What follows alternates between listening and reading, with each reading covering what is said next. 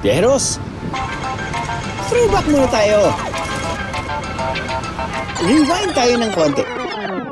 One of the many memories ay, syempre, memories with my dad nung buhay pa siya. Para balikan ang mga happy memories na nabuo noon. Back in the 90s, 3 Hong Kong dollars. Ngayon, 20 Hong Kong dollars na. The best thing about Hong Kong, like what I've been saying or reiterating, dito sa city, ang dami mo pwedeng kainan, ang dami mo pwedeng pag-shoppingan. Ibabahagi ko sa inyo ang isang syudad na malaking parte ng aking kabataan. Nung bata pa ako, ito na yung pinupuntahan namin. Dami naming memories with my siblings. Hindi siguro ng mga tao, sino itong Hollywood star?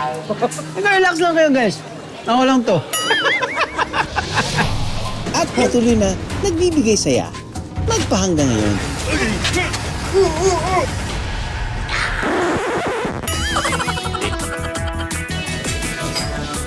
So good. Let's explore how the old and classic Wow. Galing. Wow. Galing. meets the new era of Hong Kong.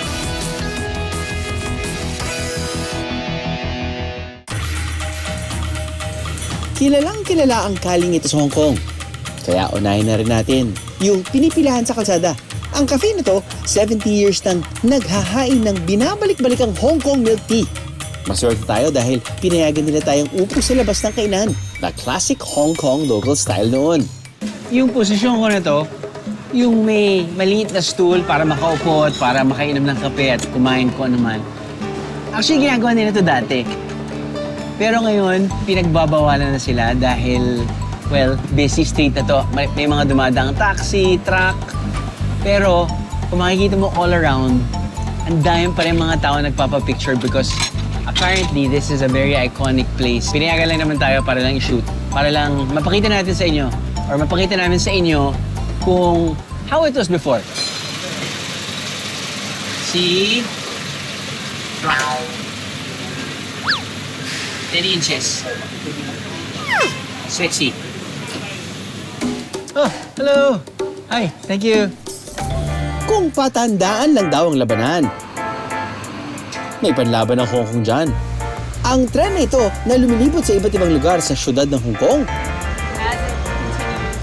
Maniniwala ba kayong 100 taon na ang tanda?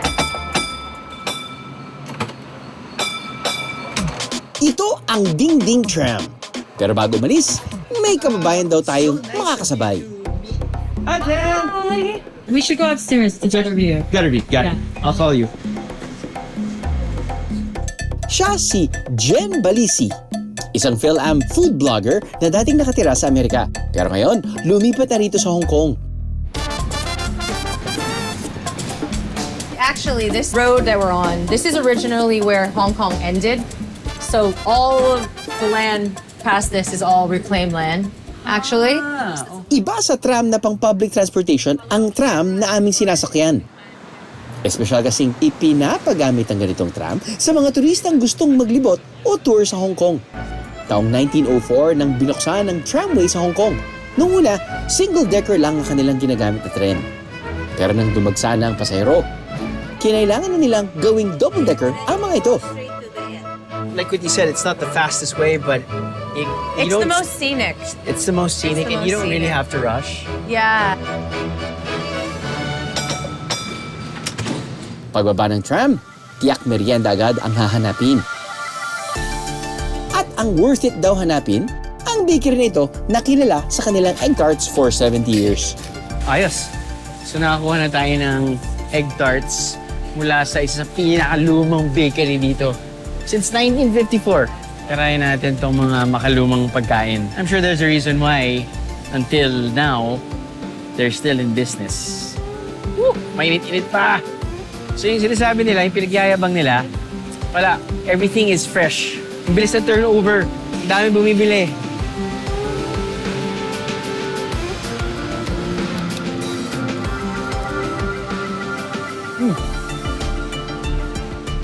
Ayos. Wow, ang init. Very croissant type of texture. Tapos sa loob, very, very soft. Very, very warm. Alright. Nice. Mag-ala action star sa Hong Kong. pwedeng-pwede sa traditional na martial arts na ito. Fight kung fight ang atake. Sipa, tajak, suntok! Ang tawag sa martial arts na ito, Wing Chun. Nasubukan ko ng mag-Wing Chun noon. Okay. Oh! Sifu, I want to have a kid. Pero dahil parang nangalawang na ang skills ko, Master, pa-refresher ka naman dyan. Now, you follow me, but for you, you have to insert your right leg into the dummy, okay? Okay. So, go. Yes, yes, yes. Good. Sorry. Okay, KO. KO. Okay. Mula sa basic footwork, hanggang sa mga suntok, ituturo ni Master. Good. Good. You step to the side. Form. Okay. Yeah. Ang 300 taong martial arts na Wing Chun, sinasabing dinidevelop ni Yung Moy, isang Buddhist nun na bihasa sa martial arts. Goal ng Wing Chun na matulungan ang mga may maliliit at balingkinitan na katawan kontra sa mga malalaking kalaban. 7. After ng pisikalan, mahabang stick naman ang gagamitin palaban. If they are coming in, you just poke them. As a kababayan ni Manny Pacquiao, napalaban tayo sa suntukan.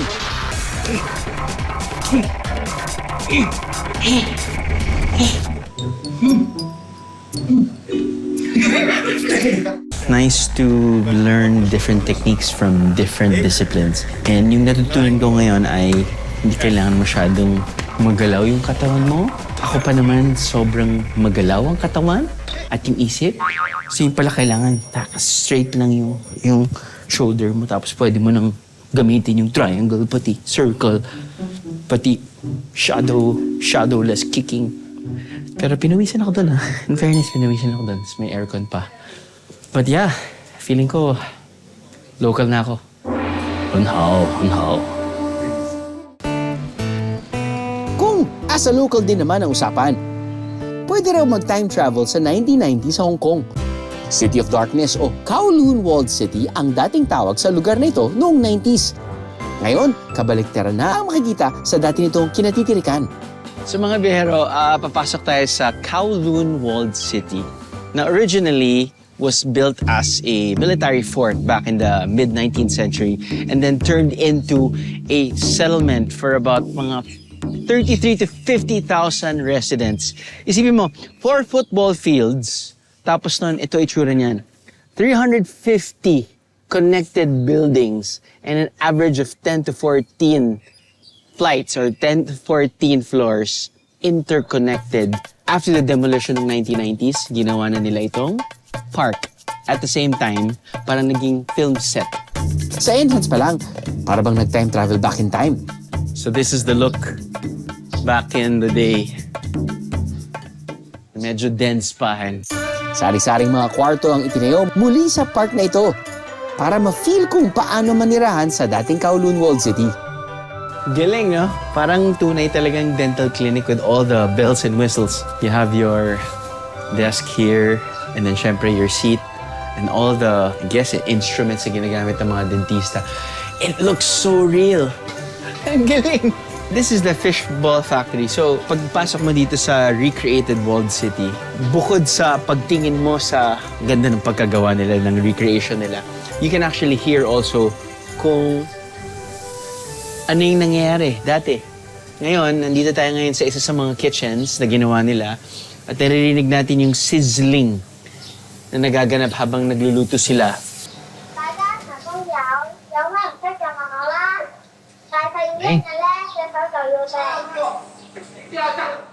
Mas immersive ang experience ito dahil sa mga maririnig na pag-uusap sa loob. Wow! You can sit down, have your meal. I think this is barbecued pork with rice. Their iced tea, of course, chopsticks. Galing! Oh my God, everything looks so real. Sakto, uso ngayon magpakulot. Pa-perm, please! Kitang-kita sa mga display dito ang pagkamalikhain at attention to detail. Malaki man o maliit ang gamit, bawat isa sinigurong accurate ang pagka-recreate. Wow. Effort kung effort. Galing. So this is like how the veranda feels. It looked like before. Yan yung itsura ng parang tenement. Sobrang overpopulated, sobrang dense. May aeroplano. Ang galing. Surround sound pa. Makikita mo at very relatable sa atin sa Manila ay ang kanilang wiring. Ito yung wiring nila. Very familiar, no? So you want to experience the Kowloon Walled City Cinematic Journey Exhibition? Guess what? Libre lang to. But you have to line up to get the tickets. Dahil ginagawa nila, I think, every batch is limited to 60. And then maximum of 20 minutes each para at least feeling ko per person, per tourist, they can appreciate their space and they can have a good amount of time to do pictures, to record some videos. But yeah, everything's free. O ha? Ganoong level ng historic experience for free? Woohooy! Sulit! Ang galing! Kung hindi naman umabot sa tickets, malawak ang grounds dito para mag-exercise, maglakad, o simpleng huminga lang sa gitna ng syudad.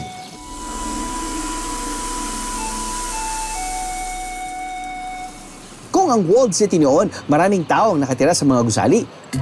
Ang nagva-viral na cafe naman na ito sa Hong Kong, maaga pa lang, dinadagsa na. Hindi lang ng mga lokal, pati na rin ng mga turista. So in-order natin ito. Milk tea, warm. Pineapple bun, pero may konting palaman. Hindi konti, actually, malaking palaman.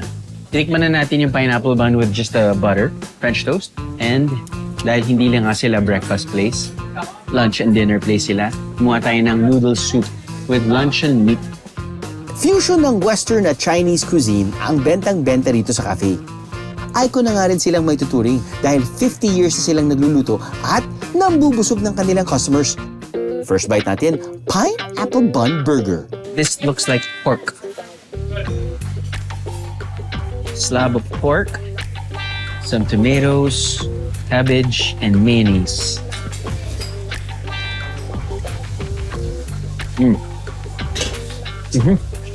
So good. So good. Alamin natin yung texture ng pineapple bun. Crunchy sa labas, malambot sa loob, matamis, tapos nung kakagat ka sa something savory, something salty. Sarap tayo noodle soup. Naka-itlog, yung luncheon meat. Napaka-convenient. Parang isang malaking coffee cup. Galing!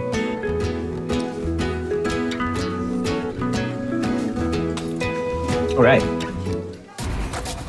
I think isa sa mga bestsellers nila and kung masarap yung pineapple bun nila at ito yung isa sa mga bestsellers nila which is the French toast. Expectation ko ang taas na. And I think mamimit yung expectation ko. Hindi na-meet na expectation dahil nakalimutan ko ang syrup.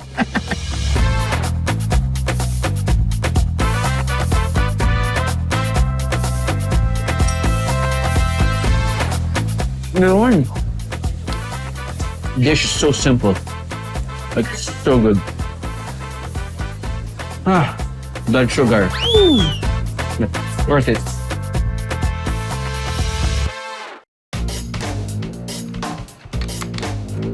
Meron namang printer dito na one of a kind.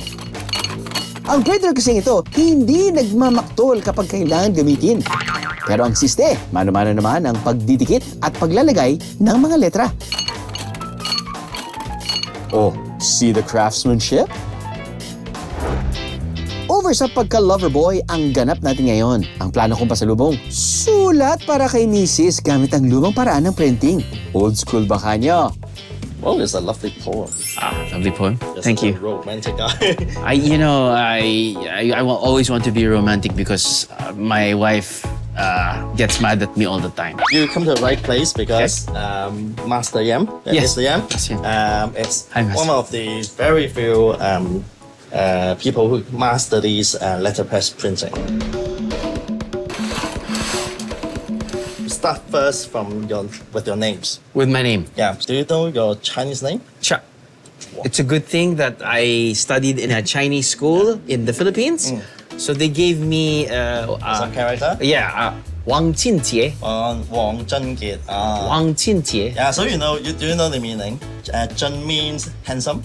Oh, And Jie means outstanding. outstanding. Yes. Wow. In your computer, it like shows the correct. Correct. Right? But for printing, you need to somehow make it somehow like reverse. Reversed. Yeah, and therefore for these Chinese character, you can only recognize in the reverse form.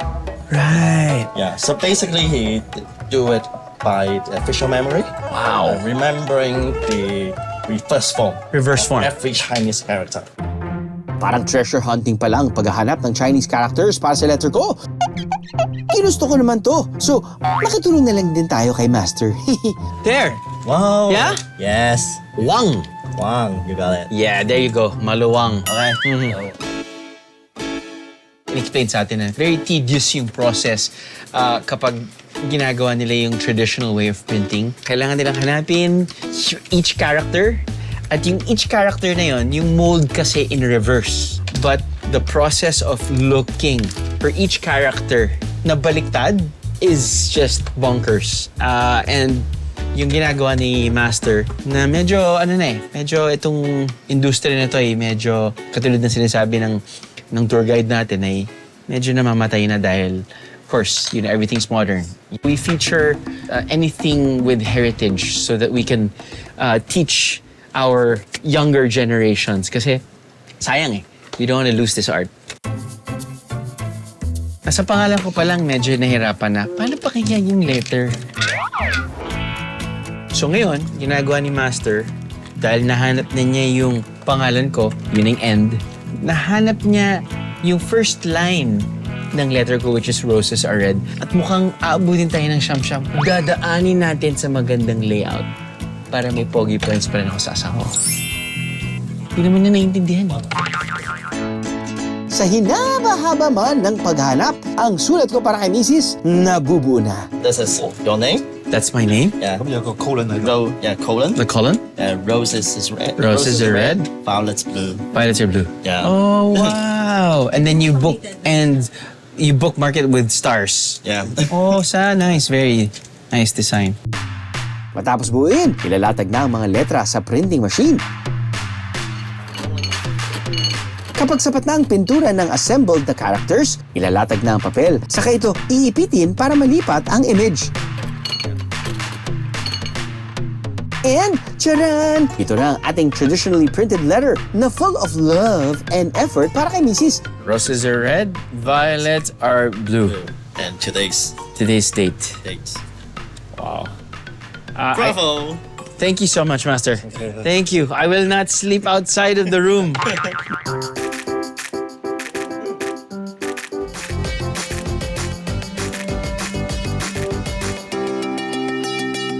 Mission accomplished.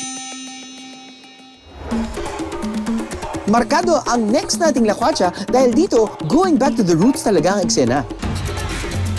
I-ready ang inyong mga paa sa paglalakad sa napakalawak na Ngongping Village.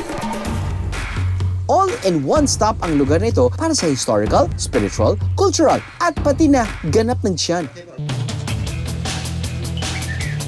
Pero bago maglakad-lakad, mapapahinga muna ang mga paa dahil sasakay muna tayo ng cable car. Pero parang familiar na ito Geographically placed not nowhere near the city. Classic ganap ang cable car na ito para makita ang 360 view ng Lantau Island. This is Ngongping 360. Yung normally sinasakyan ng mga turista paakyat doon sa Big Buddha at sa monastery. Isa sa mga major tourist destinations dito sa Hong Kong. Pagkababa ng cable car, simula na ng lakaran. Mukhang best place ito para maka 10,000 steps Yes, travel tip din, no? Kapag pupunta kayo dito sa Ngongping, come here as early as possible dahil actually may pila na Pero pagdating mo dito, wala pa masyadong tao. Pwede ka picture, pwede ka mag-video at hindi pa ganun ka-crowded.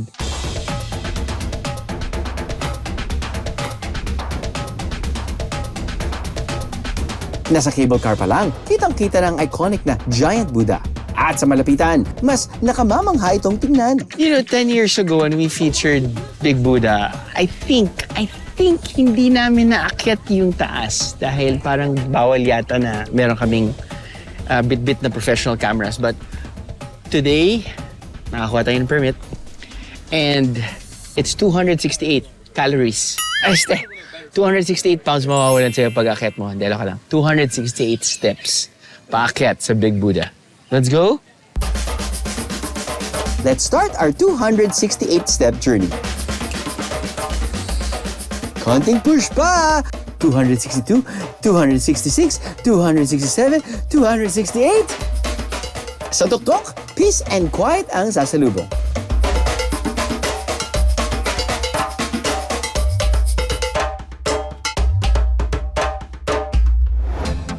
Ang nightlife sa Hong Kong, nakilala noong 70s sa matitingkad na neon signs sa mga kalsada.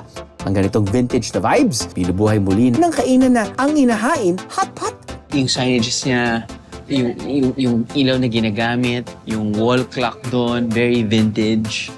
Yung parang yung stalls, kala mo talagang closed na stalls, but syempre, it's just part of the decoration. But yeah, even the table, the chairs, the setup. Galing. Nakakatuwa.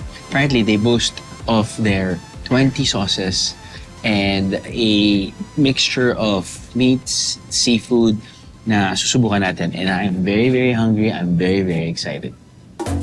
So apparently, kaya sila bumabalik-balik or binabalik-balikan ng hot pot anywhere naman in the world because of the sauce. So specifically here, at least you have different choices. Tinanong ko nga sa kanila, pwede kong haluin lahat. Actually, ikaw na bahala. With the meats and the seafood, you have options. With your soups, you also have options. This one is the chicken soup. This one is the medyo Szechuan. Ito yung medyo spicy. Parang rule of thumb nila, kapag ididip mo yung kung ano man, meat or yung seafood, whatever, ball, usually it takes 10 to 20 seconds lang, maluluto na.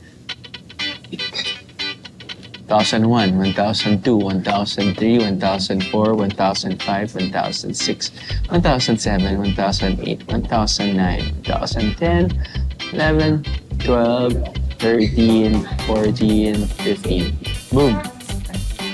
15 seconds. Okay, di pa tayo gumagawa ng sauce. Medyo chinek ko lang naman, okay?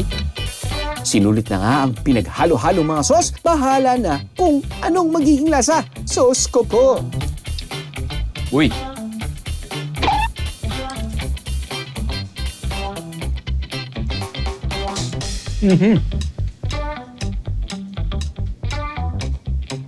Yung may konting ubo. Sabihin na may konting sipa.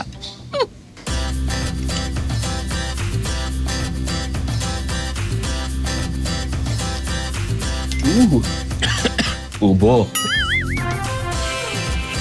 Mukhang may mga naglalaway na dito sa tabi ko ah. Mga hotpot, hindi naman talaga pang soloista yan eh. Mas masaya kapag maraming kasama. Hey. Wow, this is good.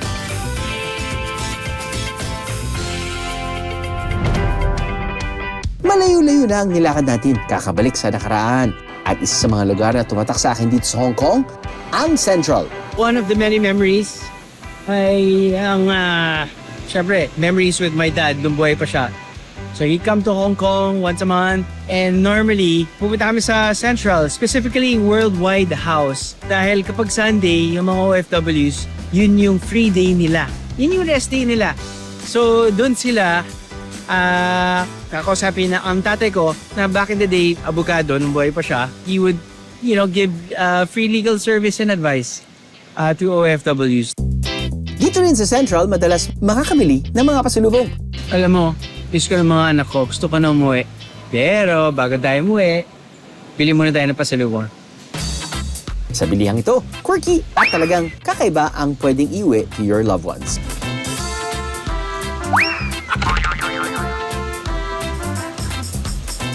Yes.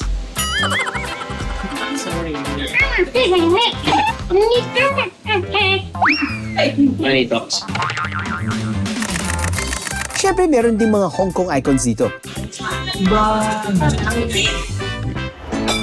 Sa pagbabalik natin sa Hong Kong, nanumbalik din ang ilang mga alaala na bumuo sa kabataan ko. Nung bata pa ako, ito na yung pinupuntahan namin. Ang dami naming memories with my siblings. Pero naalala ko na hindi namin sasabihin sa hotel na marami kaming mga bata. Sasabihin sana ng tatay namin, "Uy, huwag mong sabihin ha, alam lang nila na kami lang ng nanay nyo. Okay? So, kapag may kakato, pumunta lang kayo sa banyo. Ilalak namin kayo doon. Okay?" The best thing about Hong Kong, like what I've been saying or reiterating, dito sa city at dahil mo pwedeng kainan, dahil pwedeng pag-shoppingan, pero dahil adventurous kami pamilya, pwede rin kaming mag-taxi at pumunta sa mga bundok at mag-trails dahil yun din yung hilig na. Yes. Natural na siguro sa atin ang maghanap at laging sumubok ng bago. Roses are red, violets are blue. Pero hindi ba minsan, masaya rin balikan ang mga dati nating naranasan? May ikukumpara natin ang mga pagbabago. Papansin ang mga nag-iba. So good. So good. Pero tiyak na may mga alaalang may iwan at pakiramdam na hindi mapapalitan. Gaya ng pagbisita natin sa syudad ng Hong Kong. Gaano man ako kadalas makatapak sa mga lupa nito, Relax lang kayo guys. Ako lang to. palagi naman itong may naiiwang puwang sa aking puso.